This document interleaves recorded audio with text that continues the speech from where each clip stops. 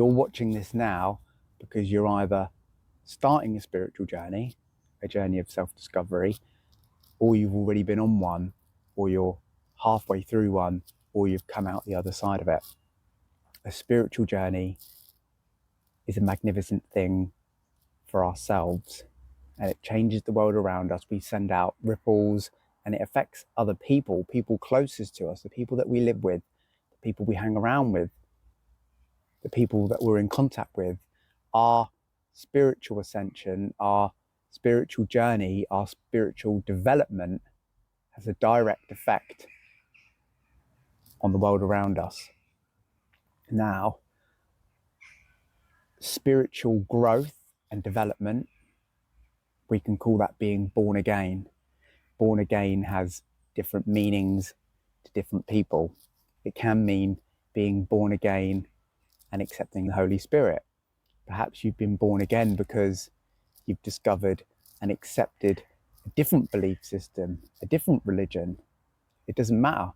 The important thing is that we've all accepted, and the acceptance is the important part, and we all believe in something higher and something greater, that there is something greater and there is something magnificent out there. Now, that doesn't mean necessarily a higher authority, because we should always look at ourselves as the authoritative person in our spiritual relationship. Perhaps you've become closer to Source. Perhaps you've discovered Source. Maybe it's something that you've never heard of before, because there's no class about this in school.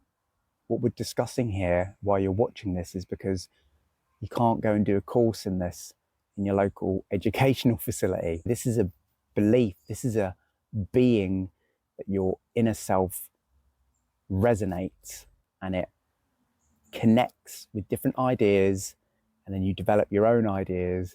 That becomes a journey of self-discovery.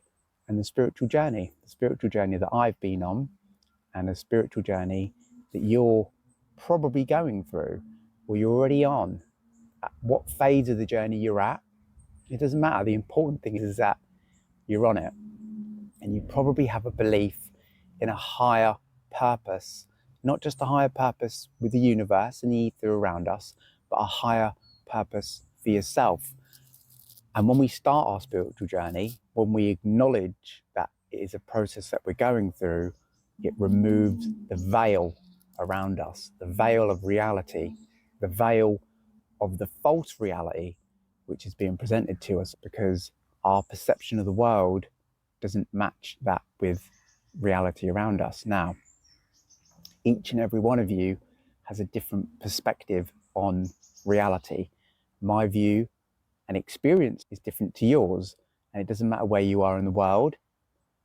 People on the same street as you, the person who lives next door to you, their perception of this reality is going to be different to yours. And that's because we see the world through our own eyes. Consciousness, I am, our inner self, and on a biological level, we see it through our own lens. Something in therapy and psychology is our own optical lens that we decode and perceive the world through. Generally, our lens, the way we experience the world, is formed up until the age of 7, or from birth to the age of 7. And then after that, we go out on our own way, we go through school, and our personalities develop. But generally speaking, they develop based on our experience of the world around us from the age of 0 to 7. When you finally accept and acknowledge and believe in the higher power, the higher self, your higher self, the fact that there is something greater out there for us, it isn't just we're here one moment, gone the next, but there is something much more magnificent, much greater, much more powerful. That's like cutting an umbilical cord. When we're born into this world, we have our umbilical cord cut. That signifies our birth into this world, onto the earth, into this reality. Being born again, your spiritual rebirth, is like cutting off the umbilical cord again. So we're doing it again. You've probably done it for a second time. And what that does is it cuts away and distinguishes between the old you and the new you. Now, there's going to be a disconnect between the old you, the present you, and the future new. But from a time point of view, and most people here know that time doesn't exist, the past, present, and future all exist at the same time.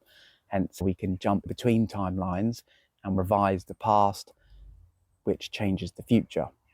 With enough thought, we can create our own future, a new future, rather than the one that you may believe is predetermined for you due to our perception of the perceived reality around us.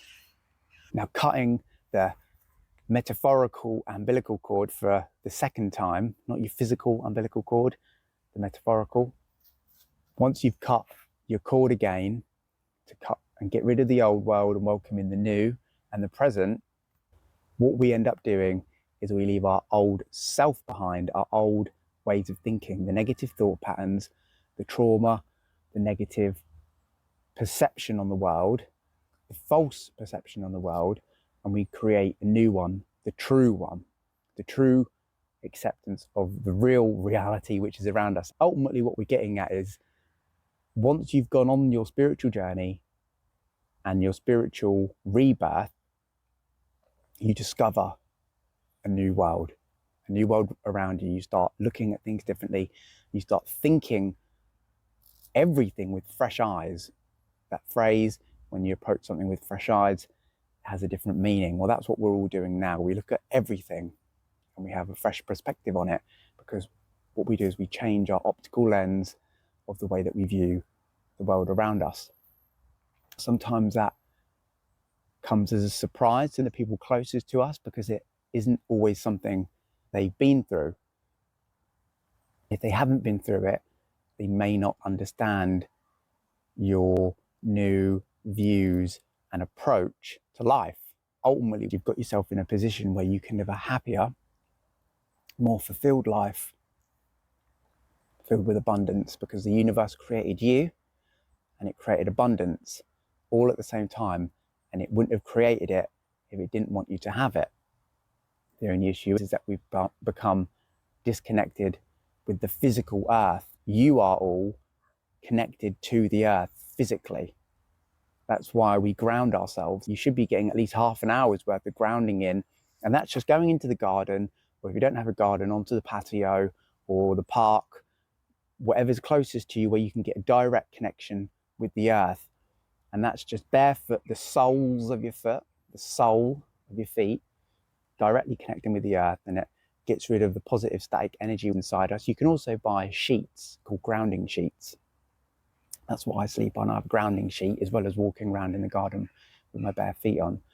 That's where the phrase tree huggers come from, because the false reality has created the phrase tree hugger to make it sound like you're a far left activist, when actually hugging a tree connects to the earth. We hug that tree with the palms of our hand and with our forearms, and the tree itself is connected to the earth, and then we can then download and receive information, and on a electrical level, the static positive energy which builds up inside us can dissipate through the tree. So we cut the cord, we say goodbye to the old world, the old earth, this three-dimensional, dense, thick world that we find ourselves in. We're like wading through quicksand, where it takes ages just to achieve and do anything. But once we say goodbye to the old world and we accept in the new earth, the five-dimensional earth that we're all moving into, the only difference is that we won't all move into it. You have to be prepared, you have to be ready, you have to have the gnosis to know that it's coming.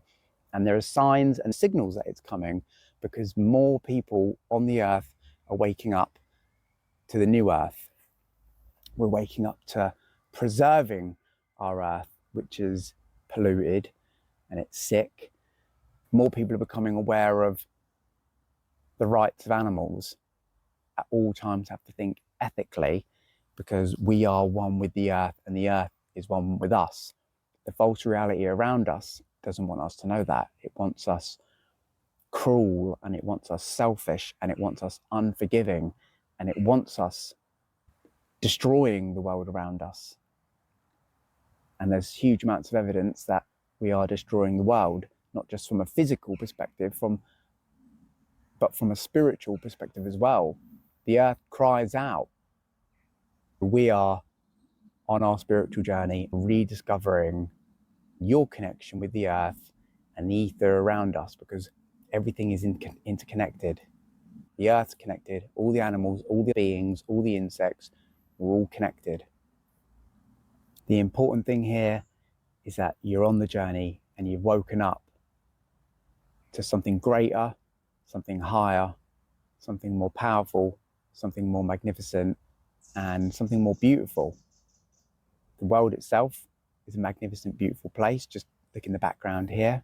Trees, water, nature, these things make us happy. They raise our happiness and they help eliminate anxiety and depression, other negative thought patterns that we find ourselves in, because reality wants us stuck in that pattern.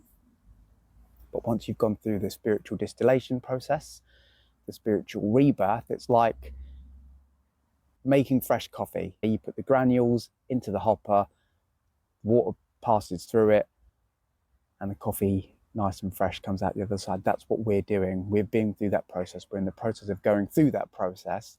And maybe you're at the other end of it, maybe you're at the beginning of it, it doesn't matter. We're all here. That's why you're watching this video. That's why this video has been brought to you, because we all need to know that everything will be okay. And where the earth is heading, where the world is heading, is into a positive place. We're going to be leaving all the negativity, all the hurt, all the toil and hardship and humdrum behind. You're going to be moving into your highest self, the best version of yourself, and the person that you were born to be, because you were born for special things. You were born for a greater, higher, meaningful purpose.